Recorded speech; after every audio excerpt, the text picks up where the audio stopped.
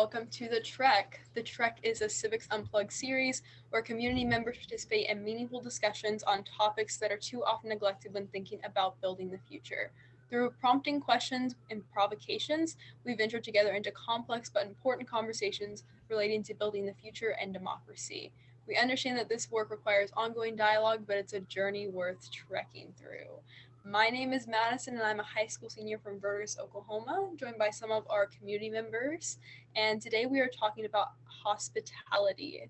And so we're going to start off with a word association where everyone will introduce themselves, say 1 to 3 words they associate with hospitality, and explain why.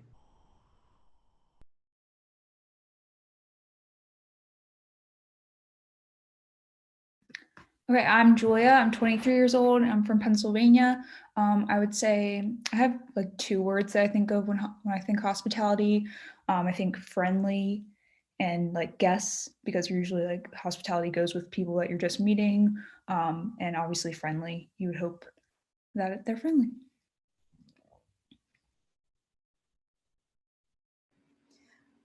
Hi, my name's Angel. I'm currently based in Maryland and I'm a first year at Yale. And when I think of the word hospitality, I think of the Good Samaritan. For people who don't know, the Good Samaritan is like this parable from the Bible, and that centers hospitality and generosity towards strangers and the quote unquote least of these. So yeah, I think of the Good Samaritan.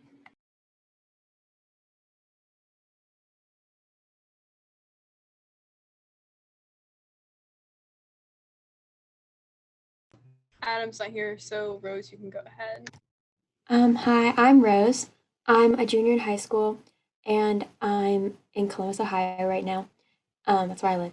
And for me, hospitality, I think of welcoming.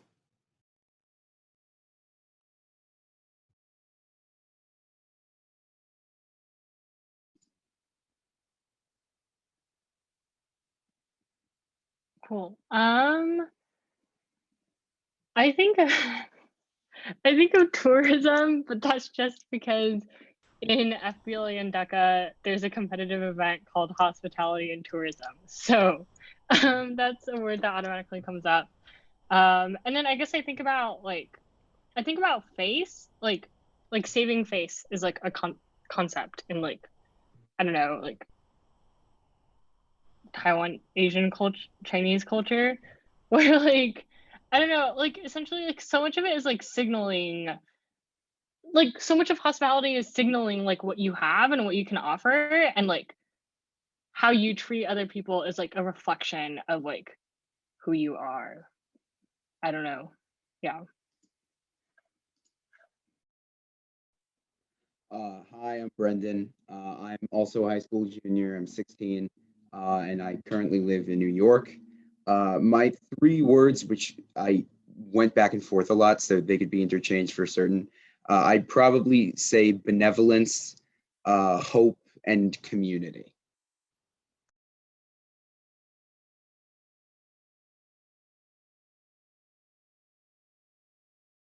Wait, why did you pick those words? I would say hope more or less, because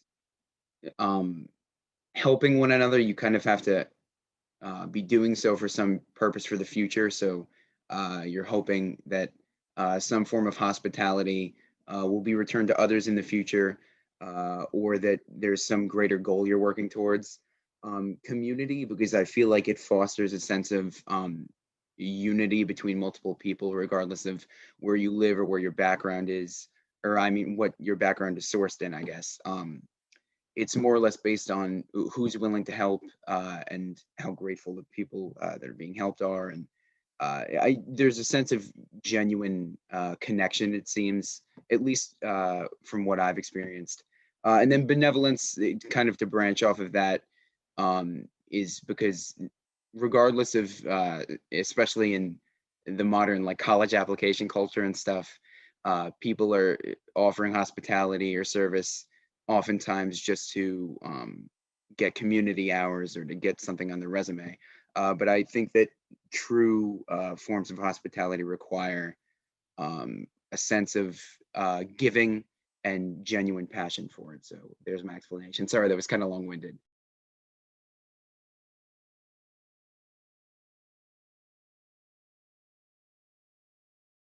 Gary, you I'm gonna put Chick-fil-A. You took one of mine. Oh, you're gonna. Oh, I should have known you're gonna say that.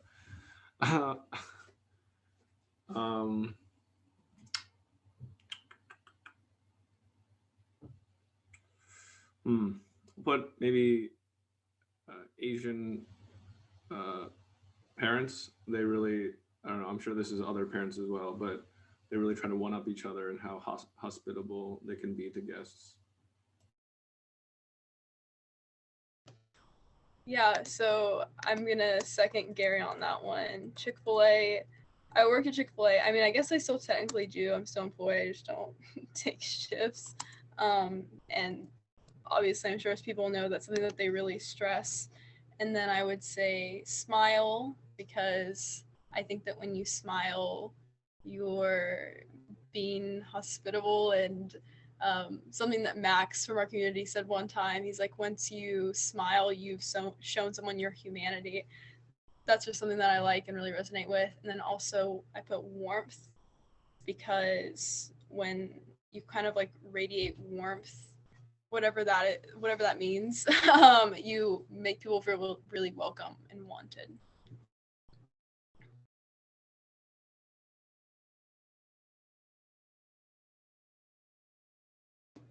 All right, so now we can go into the conversation. So if anyone has a question or a provocation they want to pose, go ahead.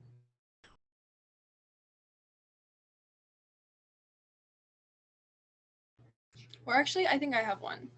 This is a brain drop that Gary worked on a couple weeks ago, and the question was, can you scale hospitality? If so, how?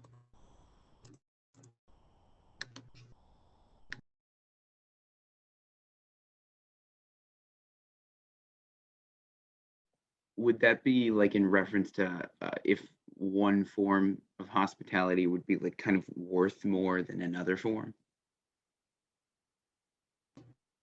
I think it's more getting at like, can you, so like for like CU as an organization, like obviously like an individual can be hospitable, but like can you make that applicable on a larger scale for everyone?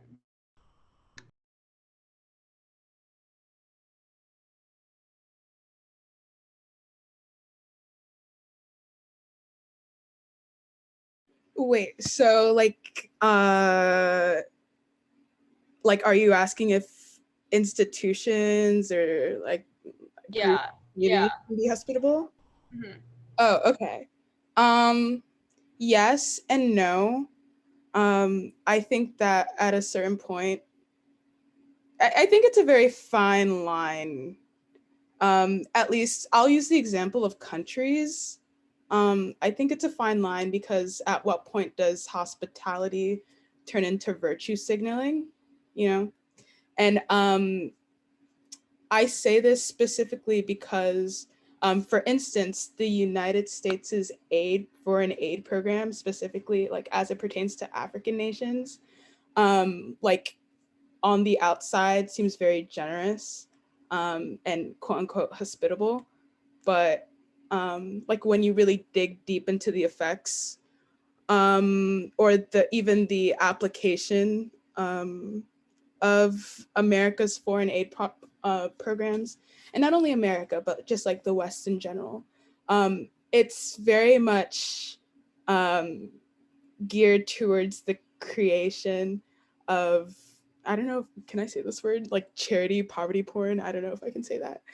And it doesn't, and the way aid, this quote unquote hospitable aid is, aid programs are designed, are not actually designed not actually designed with the intent of fixing the actual problems that occur in these nations, and are rather seen as a way of the United States going, or the West in general going, oh yeah, we kind of like messed up your countries in the 20th century, the 19th century, but now we're throwing money at you. So be grateful, we're charitable. But yeah, I think it's a very fine line, and it very much depends on the intention of the larger entity that is being hospitable.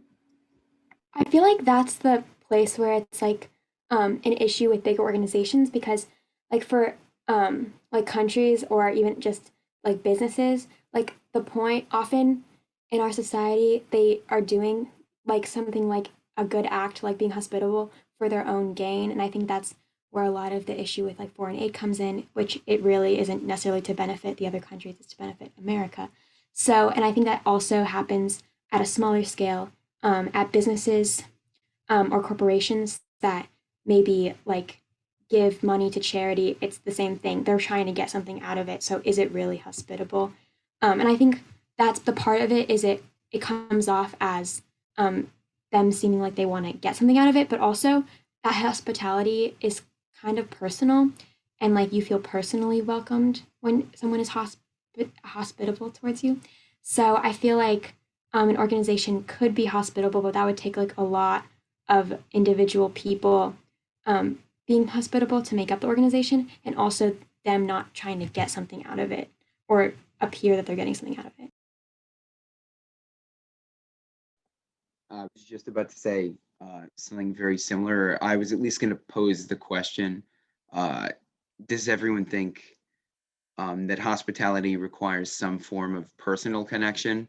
And if there's like a difference between an organization that's built on, or that's built as a hospitality organization or a charity that has the intent of bettering people's lives, if there's a difference between that and then an individual being hospitable, and where the line can be drawn between hospitality and just somebody individually being hospitable, on whether it requires a personal connection. Because realistically, the organization does require personal motivation. Most likely requires personal motivation from the general public, because a lot of times organizations need donations or volunteer workers or lobbyists or people to help them with their cause. So at some level, there's almost an indirect personal connection, because the motivations of the few or helping an organization reach the many who are in need, but at the same time, there's less of an actual connection between the two people who are taking part in whatever transaction may technically occur. That's all I have to say right now. I would say that I think it requires an individual connection, and an individual connection doesn't have to be something like super strong. If I think about it in the context of a business, like obviously you're not gonna feel like it's not hospitality to say like making like general statements to customers about like just like I don't know, it can be like small things in the way that they do marketing, like oh like treat yourself, something like that. And so I think that would be like an individual connection, or like any way that like you interact with people within the organization can make people feel like I think a large part of it is like making people feel wanted, like and then also I think that I don't know if there's like I guess I would say the difference between organizations and people being hospitable is that obviously people make up organizations, and so for an organization to be considered hospitable, I think that like each individual has to embody it within themselves. And so I guess I would say that like that's the distinction. Yeah, I think that's a really interesting point. And I guess like I also think about like, do we want, and this might be kind of like off topic, but I also feel like, do we want to be hospitable? Just because I feel like hospitality like implies that there like is like a barrier between you and whoever you're being hospitable to. Like I'm not hospitable to my parents. Like I love them and I like treat them very well. Like I'm not hospitable to my sisters. Like I know them. Like I, and like, you know, like I wouldn't necessarily say like I'm like hospitable to people at CU. Like it's just like something. So like I don't know, like, do we want institutions to be hospitable, or do we want them to be something else?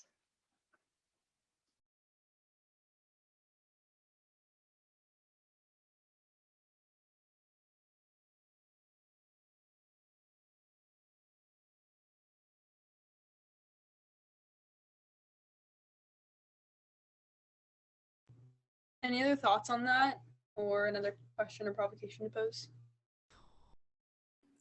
I think that's a really good question, like a really, really good question, because I think it brings up like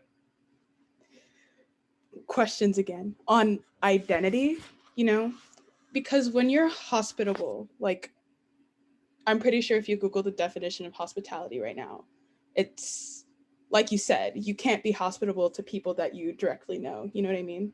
You're hospitable to a stranger, someone who doesn't identify within the same communities that you identify with, right? So, do we want our institutions to be hospitable? Do we want to personally be hospitable? I think it all draws down to the question of how defined or emboldened do we want the lines of our personal or community identities to be? You know what I mean? Yeah, because if you're not hospitable and if there's a different framework of human interactions that replaces hospitality, uh, there is no longer that recognition of difference, and rather everything or a lot of things become same. And there are merits in that, but there are also like legitimate questions or like legitimate arguments against creating that sameness, you know? And also going along with that, like identity, thinking about that, like if someone's hospitable to someone else, like it kind of implies like I don't know ownership of a place or like a space. So if Wow. who's being hospitable to who, it kind of implies like who's in the inner group or who's the one who's like a guest there. Yeah, I also think that like there's a time and a place for hospitality. So I think about it in like the context of CU, like when all the new fellows are coming in, like I don't think like you obviously can't treat them the same way that you treat your family. Like what like you know, like you can't like treat them in the same kind of way because you're just knowing them. But I think that like there's like a different kind of I don't know, like there's a different kind of hospitality when it's like it can be like a transition, like so like just because like we're being hospitable to the fellows right now doesn't mean like we're always going to be hospitable.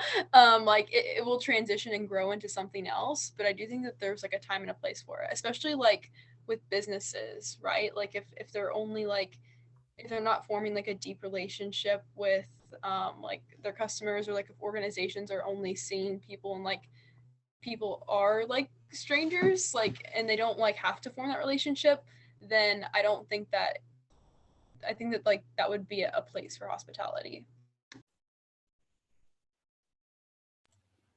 I've got a question, but it's kind of off topic. If you can't tell too, I'm usually a question type of person.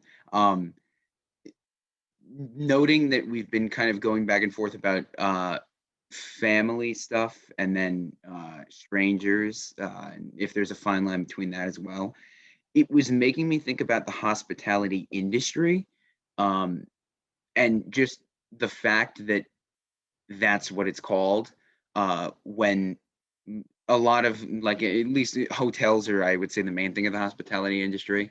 A lot of hotels or any companies involved are multi-million and sometimes billion-dollar companies that are making ridiculous amounts of money.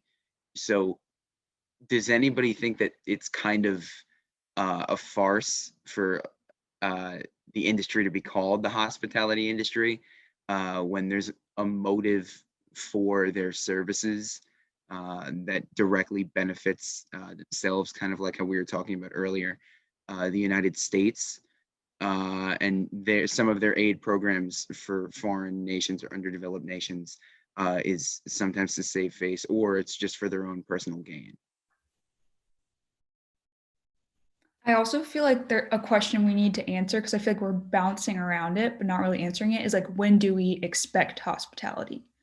Because I feel like everyone's like, oh, like, do we, like, back to Ashley's point earlier when she said, do we want to be hospital, and like all these different points that people are making. So like, when do you expect it from others?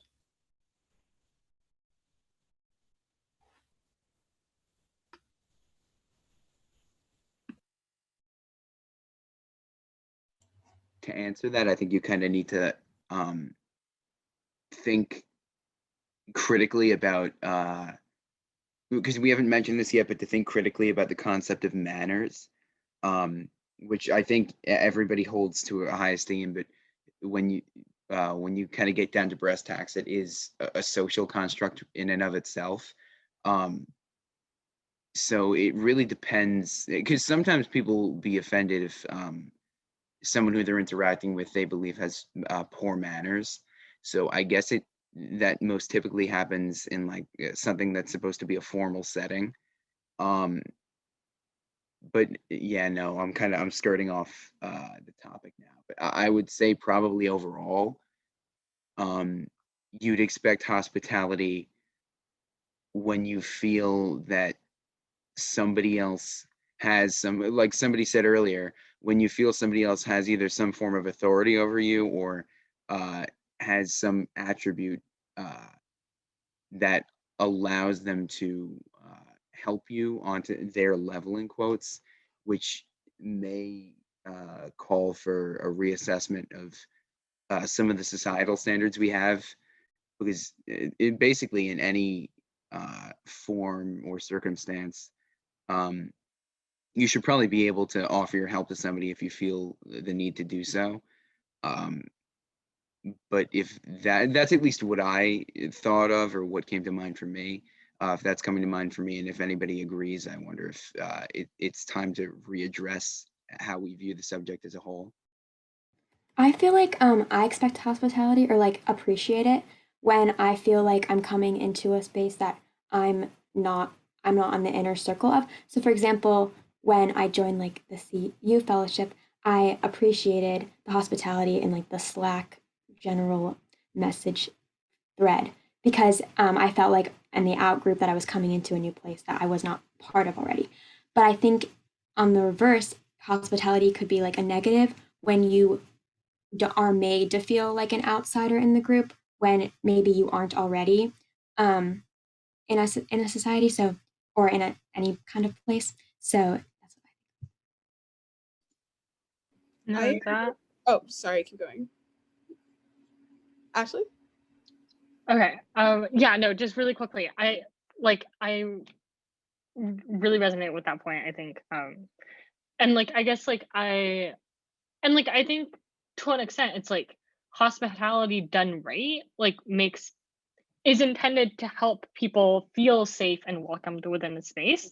But hospitality done wrong could really like, like exclude someone or like help them feel even more awkward. I guess like I just appreciate hospitality, or like I value it the most when I'm entering spaces that I'm not super comfortable in, or like if I don't know how to do something, like it helps for me to have someone to tell me like, oh, you hang up your jacket here, or like, do you want some of this? Like, I don't know, like having someone guide you around a space that you're unfamiliar with, like makes me feel good. Just not when it's done like in a condescending way. Yeah, I agree wholeheartedly with Rose and Ashley. And I think like the operative word is definitely condescending. I feel like I've been in a lot of situations where either because of, I don't know, like my gender or my race, I am automatically pushed out into the out group. And there have definitely been situations, whether it be in extracurriculars or with school, where I feel as if people are sickeningly sweet, I should say, with the hint of not necessarily venom, but bitterness behind their quote unquote generosity and hospitality. So I definitely think that I appreciate hospitality when it's genuine, when it's pure, but going along those lines as well, I definitely appreciate hospitality when it's very clear that the other person who isn't in the position of like the stranger has absolutely nothing to gain from being hospitable and generous. Like I brought up the question or the parable of the Good Samaritan like earlier. In that story, there was absolutely nothing to gain on the part of the Good Samaritan in helping the man who had been robbed and I think wounded. I don't remember the story, sorry, that well. But rather than going about his day, he decided to stop everything and help this man in a way that once again would bring absolutely no profit or gain to his own like existence or to what like outsiders would see to his like material existence, right?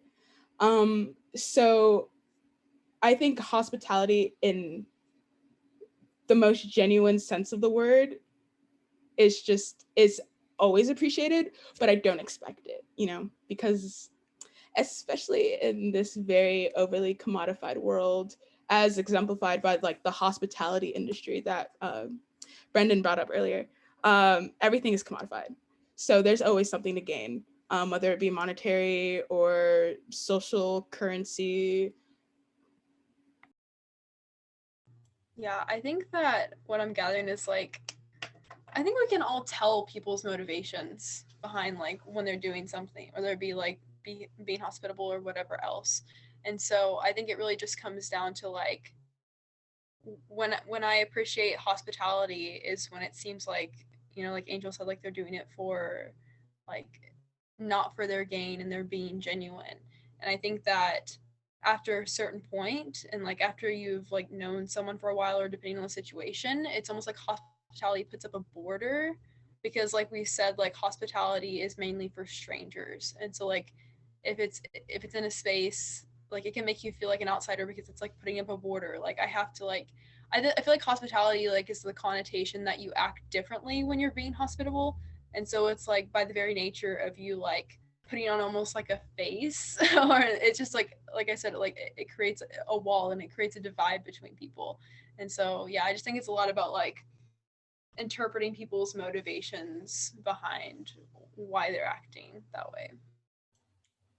It makes me think of when like a host that thinks they're hospitable gets really annoyed when you don't follow every like manner that they expect from a guest. I'm just like, I wish you just didn't even pretend that you're trying to be hospitable. This happens a lot when I don't know, I've had some bad experiences with like the East-West divide. So I've been in some Asian households where like, I've rubbed some people the wrong way, right? And I was just acting like a Western raised child. But yeah, I think, yeah, it's super ironic when people identify with something are like almost the opposite of it.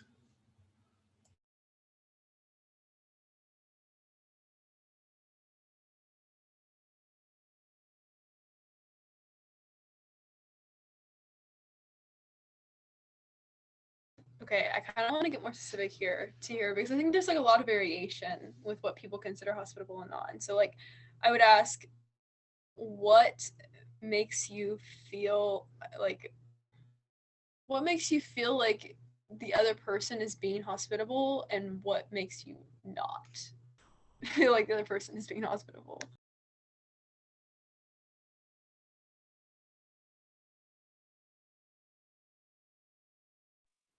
When there's pressure to accept what they're dishing out sometimes, in my family, at least, I always feel like, because I've been raised by parents who make sure that, like I was saying earlier, in terms of manners, make sure that we're always polite to people, or we at least try to be as polite as we can. And when we're in somebody else's house, we're respectful, blah, blah, blah. Which I personally think is something that most people should do. Just show common kindness to one another. But we also, my dad coined the term politenessitis, specifically when my mom will sometimes try to be almost too nice. It's like we'll be like sitting at dinner, and she'll start cleaning up, and we'll be like, "Mom, you can sit. Like it's fine. We can clean up." And she's like, "No, no, no. Sit down, sit down." So it's obviously personal experience, and I wouldn't say that she's not being hospitable in that sense, but it really depends on if you have a personal connection and understanding with the person that you're receiving whatever favor from. Specifically, because when my mom's doing that, I know that she's just being kind, and she's being motherly in quotes. But if somebody else was acting that way towards me, I don't know if I'd have the same reaction, because it would almost seem like they're incessant, like if they announce what they're doing to you, or they're like, "Oh, okay, I'm gonna go and do this, or I'm gonna go and do that," and it seems like behavior like that makes you almost feel like they're only announcing it, or they're only performing whatever act it is, um, because they believe that they should be congratulated for it, or because they feel that their acts deserve some kind of recognition.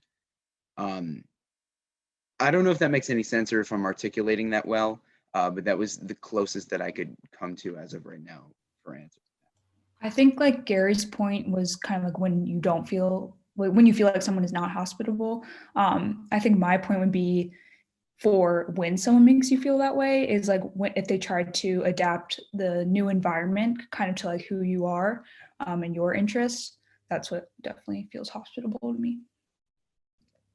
Yeah, I feel like what's like hard about it is like, I guess like hospitality is like, it's so tied to culture. Like hospitality like looks differently in different cultures, and like if you are someone new going into a space, like you don't know like what that culture is, and so that culture's version of hospitality might not be the same as yours. Good point. I would say that like a lot of, so there's like some things that like, so for instance, like if I'm like I'm somewhere and like a stranger like asks me a question, like kind of like to like, I don't know, like just show interest.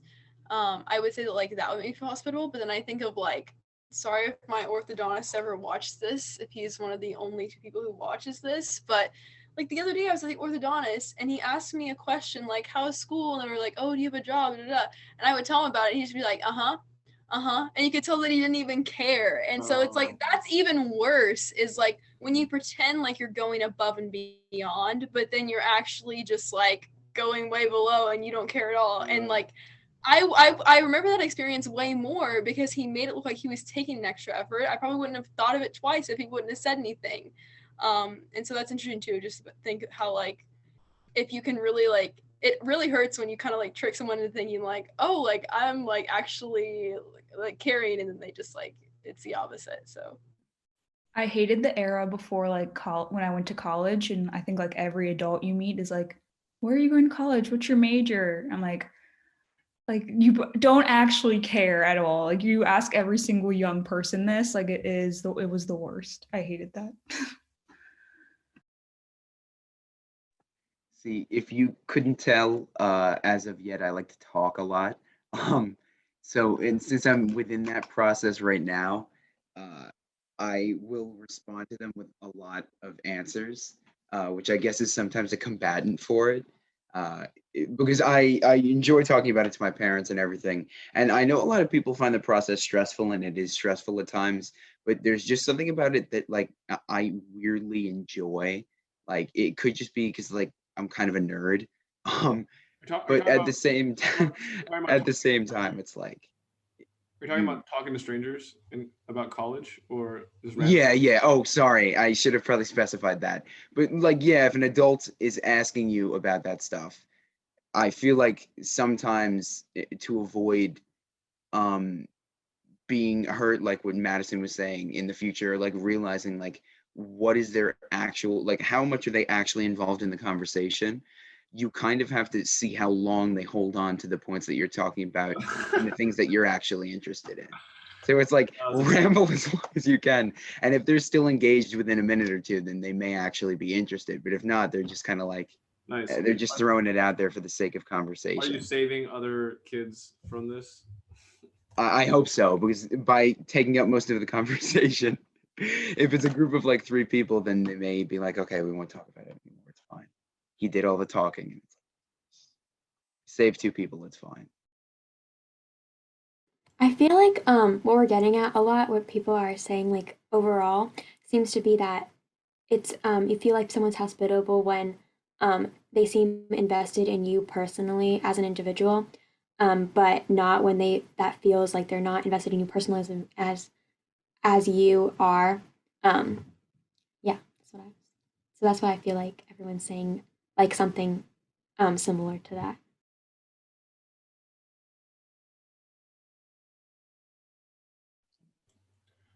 Yeah, I know we talked about this earlier, but this was really resonating with me, that hospitality often implies it almost always implies a role difference, and for some people they like to make it a status difference, that like you are able to be hospitable because you are higher status. So I think I'm going to notice that more. I didn't really think about it that explicitly before, but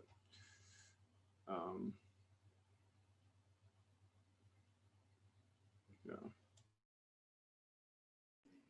I have a question / provocation. I guess like on a more macro level, do you think that countries need to incorporate hospitality like more into their policies? Like an example, immigration policy. Yeah, like what do you guys think about that? Um, I think that they do need to do that because recently I've been like reading some research studies on government like institution of policy, and one issue that seems to come up was like bureaucracies that make the person who's trying to get government services do all the work to get it, especially when when people who are trying to get government services are like don't have as much resources in the first place, so it's harder for them to have the time or resources to keep working to get this government help or resources. So I think that to make effective policy in immigration or in social services or anything like that, it needs to have a more emphasis on hospitality and reaching out to the people who actually need it.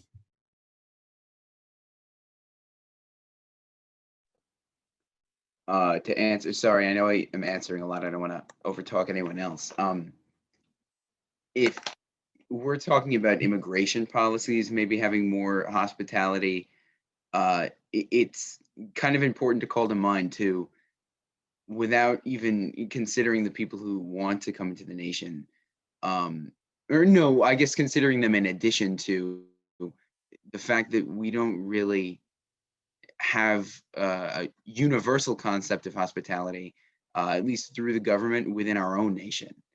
I mean, you look like just within for our own citizens, as opposed to potential citizens or prospective citizens, or people that we've made promises to help, which that in and of itself, I think, is a failure of our democracy. But then when you look at it on a national level, at least for the United States, you look at the failure of the stimulus bill, or I guess the coronavirus response bill, out of all the money that they were able to organize. And I'm not trying to oversimplify the issue and say that it's easy and that you can give people more money, but the amount of money that they were giving out in stimulus checks was just like it was just kind of discouraging to see too, and especially seeing how much people have struggled over the past few years.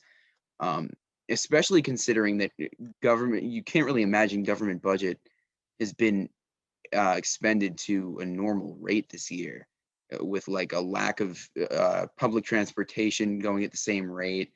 Um, Military spending is most likely down because nobody's really focused on foreign warfare at the moment. I mean, there's definitely some focus, but for a large chain of or a large chunk of time there was a lot of money that would have typically been spent that most likely didn't. And now we have purposes and things that we need to spend it on, and we can't even do that for our own citizens. So I think it's important to call to mind that government, as of right now, doesn't seem that it's truly based on hospitality. It's based more on uh, partisan interests, and that's once again boosting your own interest. Are people just more focused on helping those that they want to help than focusing on trying to help everybody in a uniform manner? I agree. I think, okay, this is like tangentially related, but this there's this very interesting concept that I learned of a couple weeks ago, called hostile architecture. And it's really funny because hostile is like literally antithetical to hospitality. But in the US specifically, when it comes to treating our own citizens with hospitality, with more like equitable, generous, and empathetic policies, when it comes to the homeless, who like are not, don't have a place to call their home, as per their name suggests. Um, and they try to shelter themselves on like public works. There's this theory or mindset that goes into like urban planning and construction, where they make a lot of public buildings or just like publicly owned infrastructure hostile to people who might want to, for instance, like sleep there. For instance, like I've definitely seen some benches that are created in such a way to like prevent someone from sleeping there comfortably, when it's very evident that you could have just like made it like flat so that someone could sleep there if they don't have a place to sleep for the night. But yeah, it's like, it's so interesting to think about how like the antithesis of hospitality is literally worked into the infrastructure of our country. Yeah, it's like crazy to think about. You guys should look it I up, architecture. I feel like that point about the hostile architecture, I feel like it goes like it more is um reflects the whole some of the attitudes towards dealing with um things that we don't want to deal with in our country, like homelessness is one of them, especially since homeless people can't vote, I think, or aren't actual like constituents of elected officials. And so some of the responses to that are just to push people away and like criminalize homelessness basically. And like, for example, loitering as a crime or hostile architecture so that homeless people are just out of sight and they're not out there. That was a problem that we have to deal with. So I think that also is maybe a reason that people aren't hospitable or countries aren't hospitable because um, the people they're not being hospitable raise issues that the government doesn't want to address because they just don't have the empathy to, or they don't have the ability to, one of the two.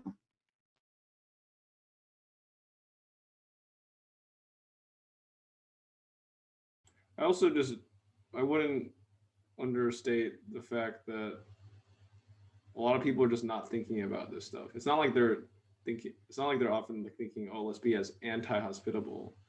Just like people don't think about this stuff, really. I mean, I don't know if I've had a conversation about hospitality like this ever. That's kind of the point, that we should probably be talking about a lot of these things. And it's not going to come from like politicians that have to fundraise 70% of the time. You know what I mean?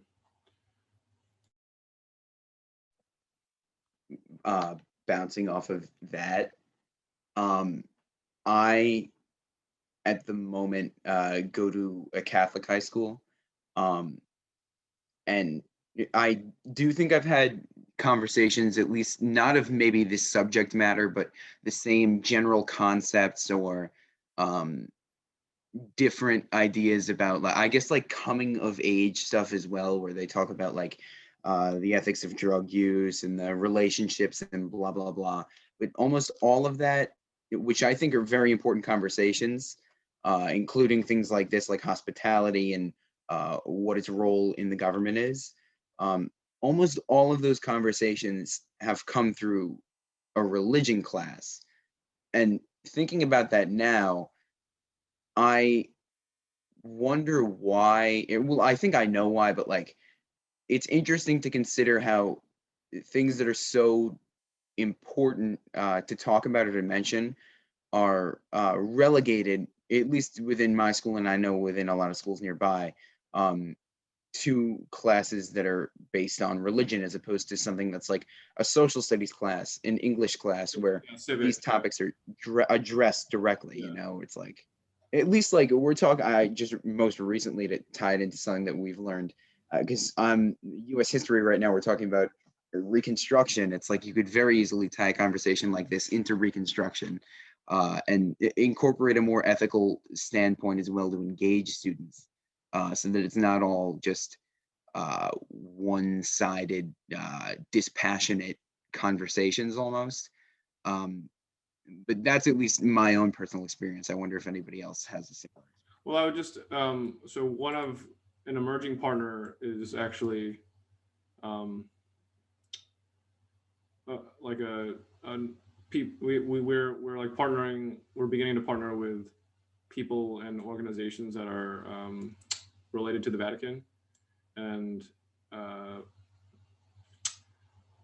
the guy that Ashley and Madison actually met on Friday sent me. So we were talking about subsidiarity. You've learned about that or no? I'm not going to quiz you. You can look. You can. We can talk about it after you've looked at your notes. But it's really interesting. Like the Vatican over the last couple, like 230 years, has been releasing encyclicals, which are basically philosophy documents that they like broadcast into the entire world, Catholic world, but also, you know, anyone can read them. And they're about like how to organize society, right? And it's not just like, oh, like it's not the same thing as like how we might think of like public policy, where it's just like the zoning should be this big or this big. It's like that should, like the nitty gritty of like legislation should be downstream from these sort of philosophical documents that talk about things like dignity and spirit, right? Which, you know, it actually does make sense. What to me now, because I've been thinking about this like almost like obsessively over the past couple of months. Just like why is human flourishing so absent, right, from history, civic, just education in general? It's because they've removed that. They've like engineered that out somehow from our compulsory education system. So I guess it's kind of cool that at least some schools are teaching some of this stuff.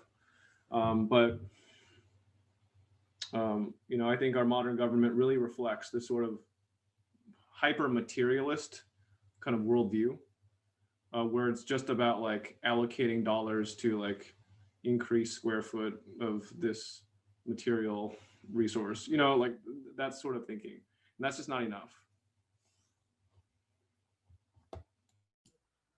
Yeah, that's a really good point. Like, true hospitality requires you to consider the other person like as a human being, like as a complex, like multidimensional human being, and not just like a number or something to you know, just not like a box to check off that like you did X, Y, and Z, and then you've like achieved like your like hospitality obligations and it's time to move on. Yeah, that's so funny. Yes, it's like you can't boil down something like being a good person into like, you know, in these 3 steps, you're a good person. It's like, and this is why it's beautiful to have these sort of conversations, because we should never as a species stop having conversations about like what we should be doing, what we ought to do, what we ought to be, because that will change as the world changes. Yeah, I think Ashley's point too, it's like that point I made earlier about before college, everyone was like, what's your major, what college you're going to? And after college, it's what do you do for a living? Like, it just feels like, yeah, people are just putting you in this box and like that's what makes up your entire being, or like what their judgment can be based off of you, rather than the complexity of you as a human being. So I'm gonna actually. I want to. We don't have much time left, so I don't want to hit anything like a whopping question. Um, but to go off of that, it is partially on the individual. Um, but sometimes I think that what people bring up in conversations like that, like in small talk, in quotes, is kind of what they feel their duty is to society as well.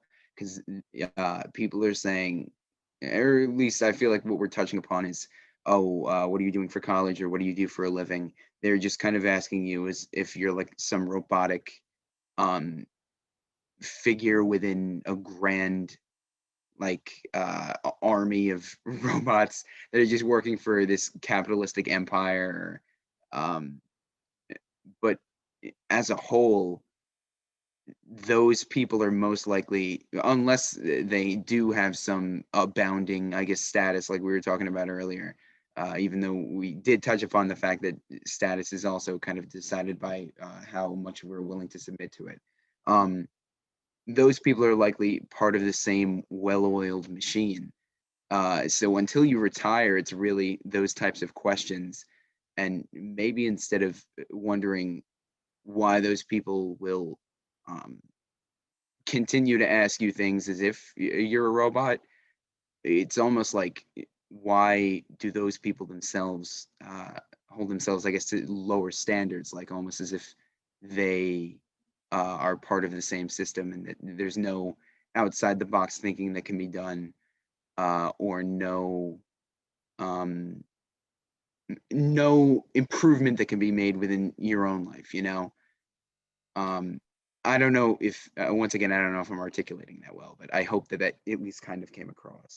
no, I know what you mean. I was watching a Joe Rogan episode the other week and he was talking about like after it was right after high school, he like moved to a new place and I think it was like an older woman or something was like, oh, like are you going to college, whatever, and like was being super hospitable. And as soon as he said he no wasn't going to college, he was instead training for like fighting or whatever it was, her whole like mannerism shifted completely. Like she automatically lost respect for him in that moment, which was like weird. But so she was trying to be super hospitable as a new neighbor. But then his simple answer to that, changed her thoughts, I guess, real quick.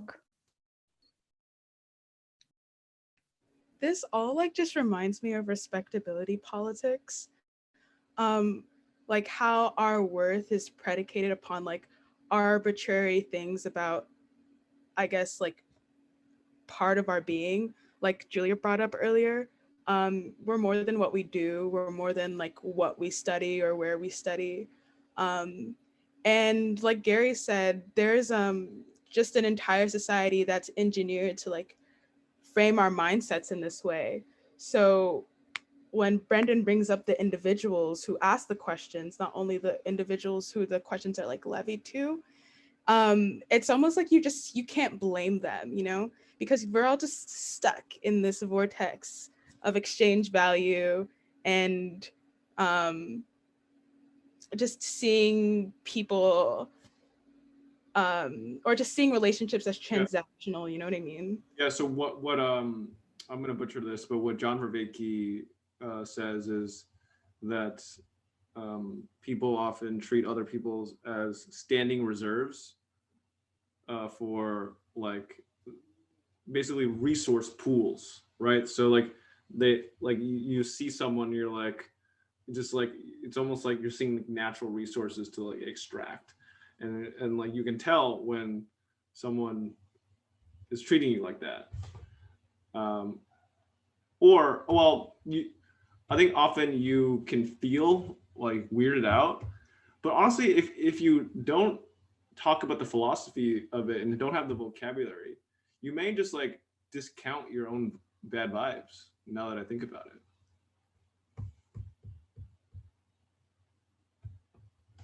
So true. And this is why we like desperately need an overhauling of the education system. Like you brought up a quote last talk with Irv, the Paleolithic emotions, medieval institutions, godlike technology. And I honestly not only do I think in addition to that list that the original author of that quote gave, there needs to be something about like extremely not futuristic but ahead of its time philosophy, because I feel like all of the questions that we're pondering right now, like so many people have fleshed it out in their works. Like when it comes to hospitality, what's his name, Derrida, I think, has an entire like lecture series on hospitality and how you know, based on his experiences as like literally an outsider, like this guy was a Jew in Algeria, not a practicing Jew. And, you know, just there are so many people who've written about so many of the problems that we've talked about today, or that we talk about with the trek or just in the realm of public policy. And there's a reason why we don't have comprehensive philosophical education, because people don't want us to critically think. And because when we critically think, we realize that there are so many ways that the world can be so much better, but that is not in line with our quote unquote over materialistic way of being currently.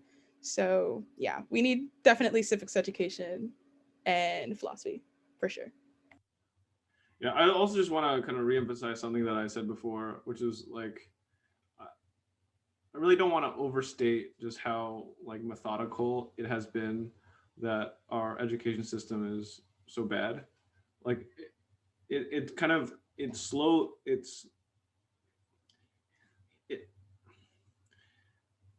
I think it's tempting to be like there's someone like engineering like a really bad experience for everyone, but I think it like happened to evolve over time, right? And people kept adding stuff to it, and then like no one felt like they had power to make it better. And also, if people in power never had like a deep philosophy education, like how do you expect them to design a good philosophy education for other people? I've met. I mean, I don't know. I had to guess. This is just a guess, but I would imagine very few adults that I've met um, have been able to have conversations like this ever in their lives, or very much at least. Um, and I think when we brought in the few for the last few times where we brought in like a boomer or older, they're like blown away because they also don't have these conversations on a regular basis either. And so they're very glad that we're having these conversations.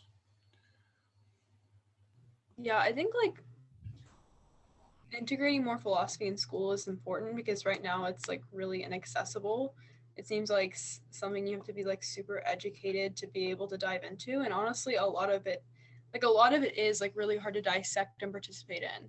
And so I feel like that would be like a good approach, just to destigmatize it. And I mean, because like philosophical thinking doesn't have to be like, I don't know, it doesn't have to be as hard as a lot of people like make it seem. Like there's definitely like a wall that's put up that makes it really inaccessible. But Heroes. Bye, Rose.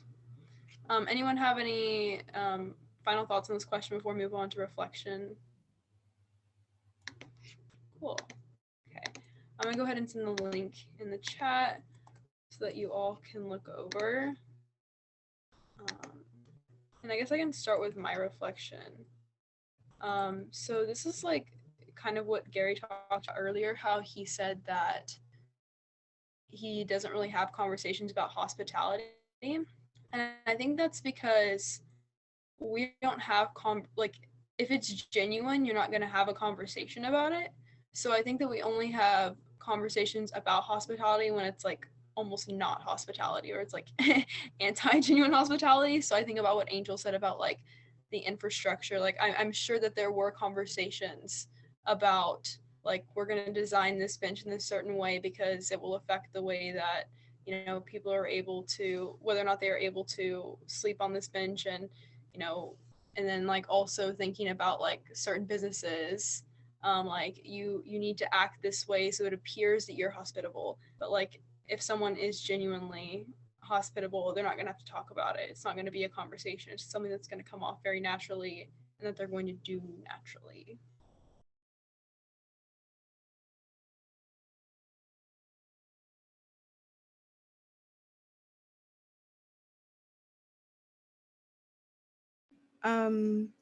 Honestly, after this talk, I don't know. I'm just a little not down, but disappointed at how truly like transactional everything is, you know? Nothing is really genuine. And literally not me putting myself on a moral high ground, because literally like we all fall victim to it.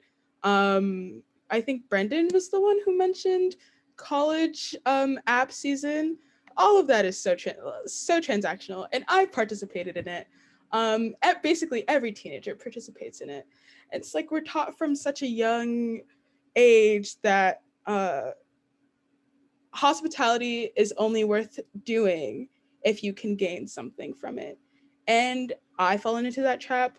My parents have definitely fallen into that trap, but since finding, I think, religion, they have tried to see the error in their ways, I guess.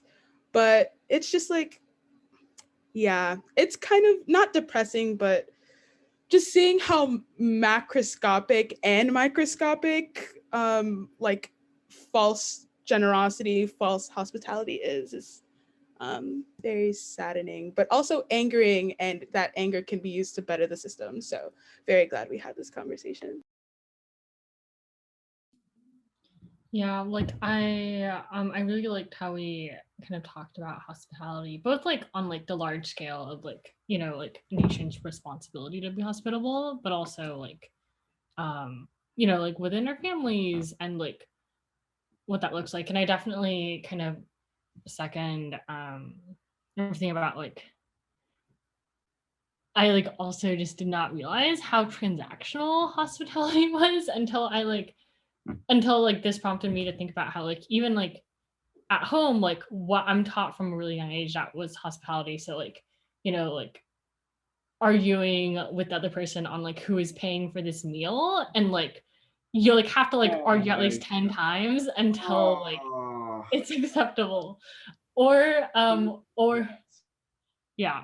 So like that's a thing. Or like when I was younger, so my family has like, so it's like three sisters, and well, at least like in Taiwan, like we call like friends' parents like ai, which means aunt. And so my dad would like literally like encourage us all to line up in a line and synchronously say ai how, like as a greeting.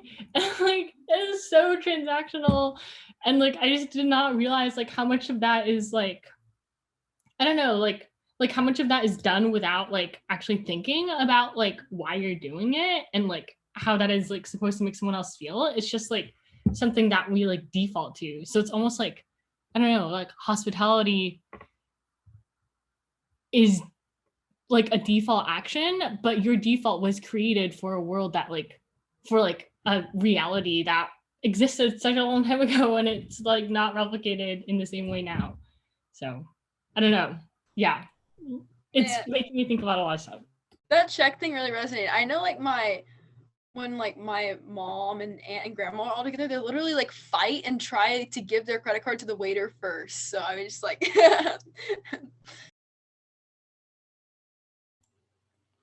I didn't know that. I didn't know that this is so kind of cross-cultural. Something that, I mean, we could just have another trek on more like community or some aspect of it. But I'm realizing like community is such a humanizing, being part of the community is such a humanizing experience, because you maybe for the first time beyond your parents, who sometimes treat you like a resource, to be honest. Like optimize this machine. But I think a community could be one of the first times you receive hospitality that isn't transactional. And this is why something I wanted to bring up, I guess I'm bringing it up now, is there's sort of I feel like it's very ironic that there's like a community industry that's coming up, because it's just a V2 of the hospitality industry. Because like you're gonna have communities as a service. Wait, how does that work? There are like really like hot startups for like, especially like young women entrepreneurs, right? Where you pay a bunch of money to be part of this community, where that treats you kind of like a customer, but they call it a community. So I guess it's not really much different. I don't know. It's nuanced, but I think this is a good conversation for many reasons. I wanted to have this because we're just ramping up the Civics Unplugged Fellowship orientation.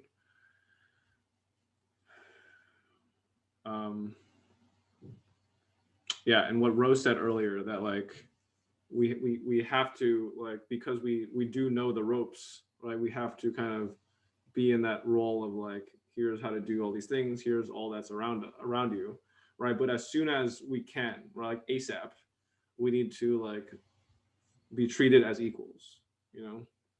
And so I think there's in order for hospitality to be very genuine, you have to think about it a lot.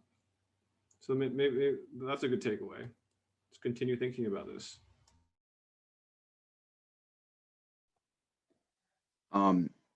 So I was just thinking about it, and it may be because I was doing AP Lang homework earlier, but I thought that the only way to wrap it up would be with a metaphor.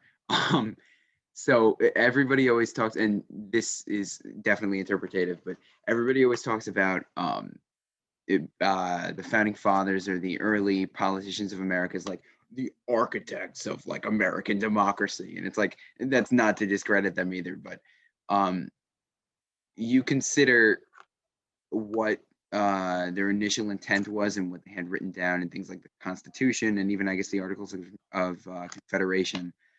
And then you learn about their individual interests. And I think what I'm basically getting at is, let's say they are the architects of democracy, and then thus that branches out as they're essentially the architects of American society. They're building this society and this democracy with the bricks of generosity and care and unity, but they can't do it without the scaffolding of self-interest. And it's just difficult to see that seems to be a continuity basically throughout all of American history. I mean, except for a few different points in time, I guess you consider like on an actual political level, you consider like Revolution of 1800, the peaceful passing of power between the two different parties. But even then, there's fighting. There's seems to be on a governmental level, and then thus precipitating down to an individual social level, a constant form of self-interest. And no matter how much you want to help everyone, there will always be someone that's displeased, or no matter how much you want to help everybody, there will always be somebody who's more self-interested than you, and is just trying to please those who they know that they identify with, and they're not trying to see things from a different point of view. Without rambling too much too, and to tie it back to the education system, I think that's why art as a whole is so important. Oh wow, English is so important, because we don't have an invention right now where you can transfer your consciousness to somebody else, or like you can truly see something from another person's perspective. But art and artistic expression are the closest that we'll get to vicariously experiencing that. And that's why, like, I'm a huge music person. I'm a huge movie person. I can appreciate visual art too, but the fact that it's kind of looked down upon unless you're a major success within our society through any field of art, to pursue a career like that when it's so important, because it can truly clue you into what somebody's actually feeling. It can help you open your eyes and move towards a better solution for everybody. I feel like that should be touched upon more in the future as well. I know that wasn't really mentioned, so I'm sorry for kind of getting off topic, but I just wanted to bring that up before we finish. Okay, any final thoughts? Cool, thank you all for staying on for longer. It was a really good conversation, and I see the chat and I see some more ideas for some future treks, so it's awesome. Yeah, Brennan, real quick, how was your first trek? Valid, to be honest. Yeah. Sorry to be using slang at the end. I tried to keep it professionally composed throughout, but I liked it a lot. Because I know that I mentioned I like to talk a lot, but luckily I have conversations enough like this at dinner because I'm gifted with a family who's very open-minded and very willing to talk about stuff like this. But it very much felt like I already knew all of you. And to tie it back, like you were all being pretty hospitable. Well, no, honestly, it didn't, because it felt more natural than anything. Nice. But I enjoyed it a lot. Thanks for giving me the opportunity tonight. Yeah, I don't know whether or not to take hospitable as a compliment or not after this conversation. So we'll leave it up to interpretation. Have a great rest of your night, everyone, and we will see you soon. All right, see you. Bye.